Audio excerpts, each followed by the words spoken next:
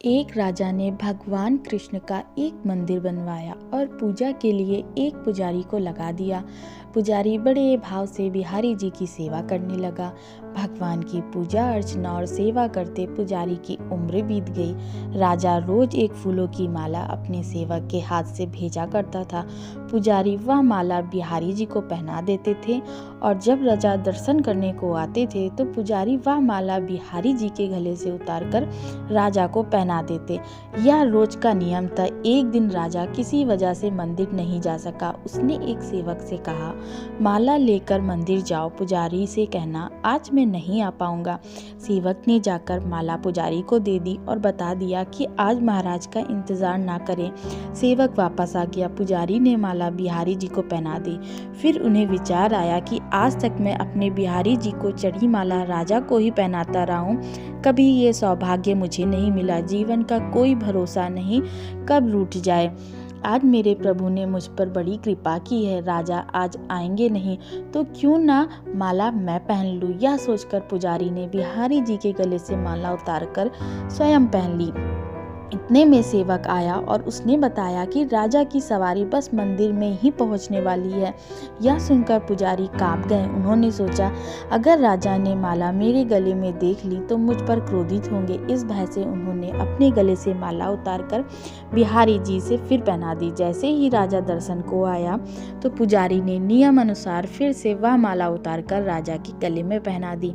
माला पहनते समय राजा को माला में एक सफेद बाल दिखा।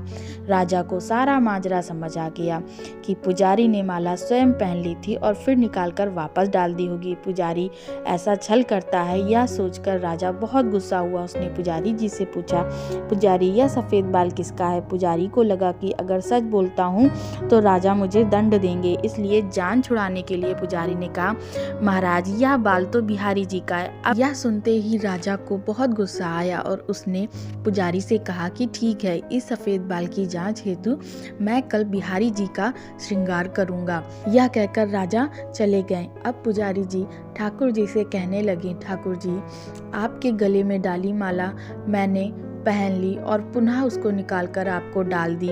आपकी सेवा करते करते वृद्ध हो गया। यह लालसा रही कि कभी आपकी चढ़ी माला पहनने का सौभाग्य नहीं मिला। इसी लोभ में यह अपराध हुआ। मेरे ठाकुर जी, पहली बार यह लोभ हुआ और ऐसी विपत्ति आ पड़ी। मेरे नाथ, अब नहीं होगा ऐसा अपराध। अब आप ही बचाइए, नहीं तो कल सुबह मुझे फांसी पर चढ़ा दिया जाएगा। पुजारी सारी रात रोते रहे। सुबह होते ही राजा मंदिर में आ गए। उसने कहा, आज प्रभु का श्रृंगार वह स्वयं करेंगे। इतना कहकर राजा ने जैसे ही मुकुट हटाया तो हैरान रह गए। बिहारी जी के सारे बाल सफेद थे। राजा को लगा पुजारी ने जान बचाने के लिए बिहारी जी के बाल रंग दिए होंगे। गुस्से से तमतमाते हुए उसने बाल की जांच करनी चाहिए, बाल असली है या नकली। यह समझने के लिए उसने जैसे ही बिहारी जी के बाल तोड़े, बिहारी जी के सिर से खून की धार बहने लगी। राजा ने प्रभु के चरण पकड़ लिए और क्षमा मांगने लगा। बिहारी जी की मूर्ति से आवाज आई, राजा तुमने आज तक मुझे केवल मूर्ति ही समझा, इसलिए आज से मैं तुम्हारे लिए मूर्ति ही हूँ।